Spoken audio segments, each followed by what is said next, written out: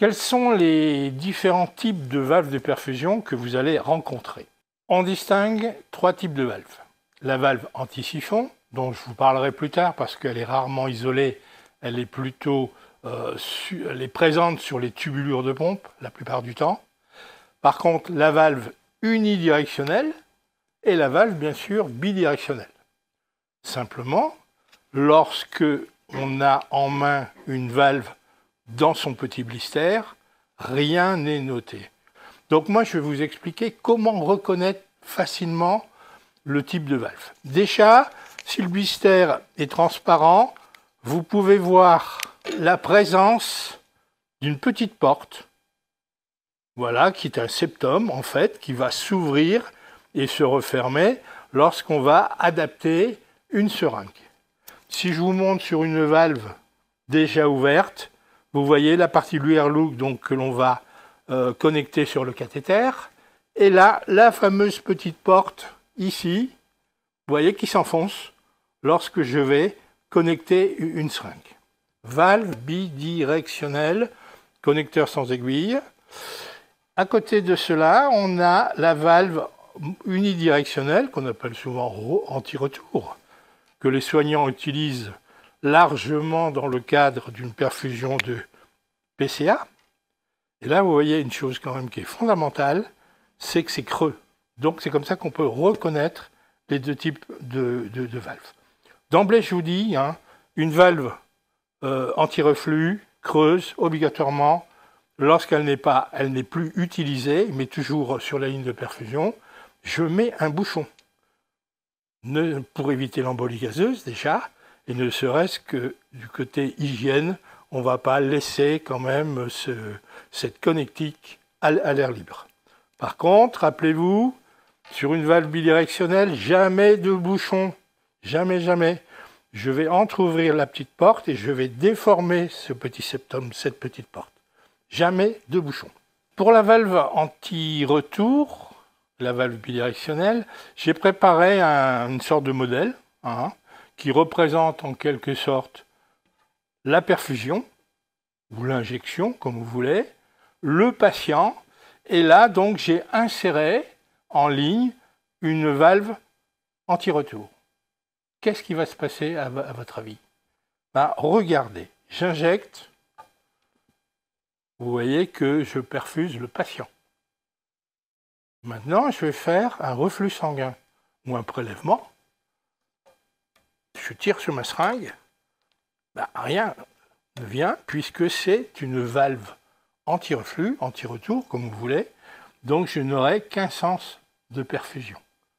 C'est ce qu'on va utiliser le plus souvent afin de diminuer le système de vases communicants sur les lignes de perfusion.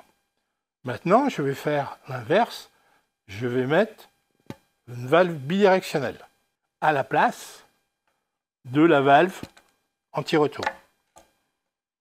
J'enlève ma valve anti-retour. Vous vous souvenez qu'elle est creuse. Je mets ma valve bidirectionnelle avec son petit septum. N'oubliez pas, désinfection avec de l'alcool avant utilisation et après utilisation. Je purge. Je la connecte, donc bien sûr, sur le cathéter de mon patient ou sur la ligne de perfusion. Et là, qu'est-ce qui va se passer à votre avis? Bidirectionnel. J'injecte, vous voyez, je perfuse mon patient. Maintenant, je vais faire un reflux sanguin ou un prélèvement, tout simplement.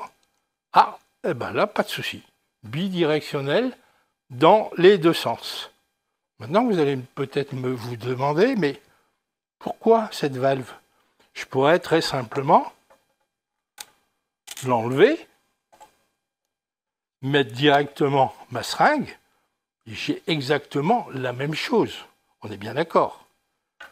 Donc j'injecte, je fais un prélèvement. N'oublions pas que la valve bidirectionnelle, c'est avant tout pour avoir un système clos. Je me connecte, j'ouvre le petit septum, système clos. Je me déconnecte, le petit septum se ferme.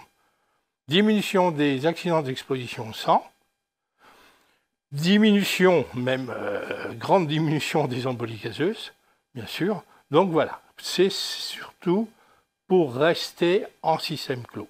En ce qui concerne la valve bidirectionnelle, savoir si elle a pression positive, pression négative ou neutre, puisque c'est très important dans le cadre de son utilisation, parce qu'à quel moment on va clamper.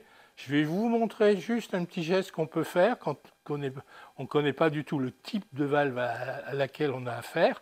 Par contre, si vous voulez beaucoup plus de détails, vous pouvez aller sur notre site laperfusionadomicile.fr. Là, vous aurez plusieurs pages qui concernent vraiment les valves bidirectionnelles. Sur mon petit modèle, vous voyez que j'ai donc une seringue avec un colorant, peu importe, une valve et un cathéter court. Ce que je veux savoir, est-ce que je vais être en pression positive, avoir un petit bolus, ou au contraire, est-ce que je vais avoir du sang qui va refluer dans le cathéter et occasionner peut-être une thrombose du cathéter. Alors, là, j'ai purgé l'ensemble, je déconnecte ma seringue, et vous allez voir ici, que se passe-t-il? Hop, en fait, on s'aperçoit que l'air est rentré dans le cathéter court. Ça correspond donc à du sang qui aurait pu rentrer. C'est une valve dite à déplacement ou pression positive. Je vais faire la même chose avec une valve bidirectionnelle, mais à pression positive ou à pression négative. On va le savoir tout de suite. Là, je vais déconnecter ma seringue. Et que va-t-il se passer? Voilà, en fait, vous avez un petit bolus qui représente à peu près 0,03 ml et qui va permettre au cathéter de ne pas se boucher. Mais attention, ça ne remplace pas un rinçage en pression positive.